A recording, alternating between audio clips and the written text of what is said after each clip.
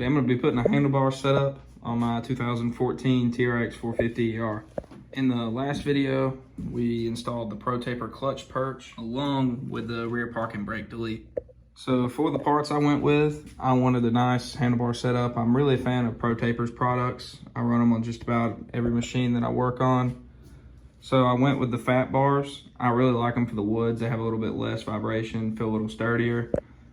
I went with another set of ODI lock-ons. These are amazing grips if you've never tried them. This is a new pattern that I'm trying. I normally go with the Rogue grip. And then these are just some cheap handlebar adapters for now.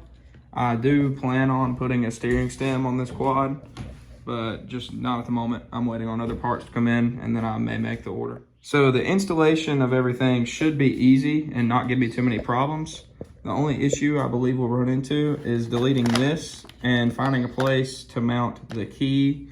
And I'm gonna get rid of the neutral light. That's just not necessary to me, but I wanna keep the temperature light. I think I'm gonna go to my Tractor Supply and make a mount that mounts on these two lower handlebar clamp mounts and extends out this way and has a key and a hole for the temp light. Now, I think Hauser has made one in the past, but I just could not find one that did not utilize a billet fat clamp. And this is gonna be something temporary, but I'm gonna see how nice I can make it. So to start off, I'm just gonna remove everything off the bars, leave the grips on there, they're glued on. I'm not gonna be reusing these. And I may or may not take the front fenders off just to make it easier, or actually the hood just pops off. So that's more than enough, actually. I forgot that they popped off. I've always had a 4Works. But now that I'm looking at this, since this is really gonna be a temporary thing, like I may only go ride it 1 or 2 times while it's with this bar set up, I'm more really wanting a steering stem and maybe a precision clamp.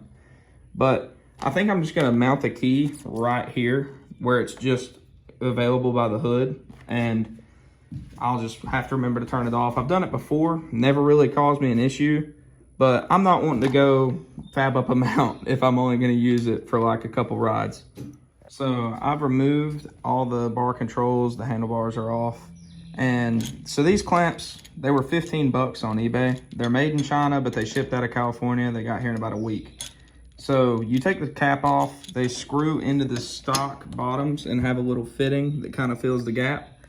So the only thing I have to say about these, they're not going to be as sturdy because it uses, instead of what was already a 2-piece design, which is like most of them, now it uses, that's technically a 3-piece design, and this is taller so it has more room to give. So if you rolled it, it probably wouldn't hold up, and they were only $15, but most aftermarket clamps use a really sturdy 2-piece design, and they have grommets because most aftermarket stems have room and it kind of soaks up the vibration. On most of my LTRs, I have ran a precision clamp. This is actually a stock LTR clamp, and I like them because they're a lot sturdier. And the stock stems, this is a Walsh, but the stock stems also take grommets. All right, so I got the handlebars mounted and the clamps mounted. I used a little bit of blue Loctite just because there is a lot of vibration that goes to this. So I actually lowered the quad down on the stand so I could sit on it. And you want to set your bars to where they feel comfortable sitting and standing. So these are CR high. I buy this bin just about for everything. The stock TRX450 stem is definitely the lowest stem that I've ever ran. And I have experienced it before. I had a Kickstart one. But I'm definitely going to want to raise it some more, but it's not uncomfortable, my bad. It feels about like stock at the moment. But lower it down, set it. Pro Taper and most handlebar brands come with little dots so you can line up your bars how you want to and make them even. You're actually going to want to loosen these. They're 14 millimeters from the factory. And then once you get this mounted, you can tighten these up all the way without it trying to spin on you. It looks pretty good so far. I'm gonna get everything else mounted up where I like it, and I'll pick up then. So I forgot to add, you're gonna wanna put your grips on before you do the other controls, just because that helps you line up everything. You don't have to move it back over after you put these on. So whenever I install my ODIs, I try to position these clamps where all my hardware is on the bottom, so you actually don't see any screws on the top of the mount, which I love these grips. I always have. They really clean up the bars and you don't have to deal with the fuss of glue. I've never had one of these fail and come off. I've never had them loosen up check these after you get done riding, never really give you a problem. I actually in arena cross got in a wreck and I broke the end off one of them, but they're just about the same price as buying other grips, so you might as well get these. Never had a problem with them. I finished up the install on my handlebars and all the controls. A few problems I ran into. First off was the grips that I ordered. They were actually 130 millimeters long.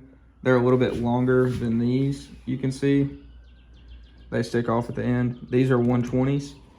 They, luckily I had them here. These are the Rogue compound that I was telling you about. They're a little bit more aggressive. I think I like those a little bit better for the woods, actually. I'll be glad to put the other ones on the LTR.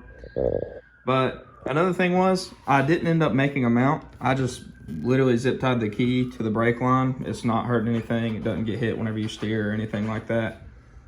I'm running that temporarily just because I do plan on getting a steering stem. And there's no point in me making a mount whenever I'm going to change it right back out. At some point in time, I may invest in a new throttle.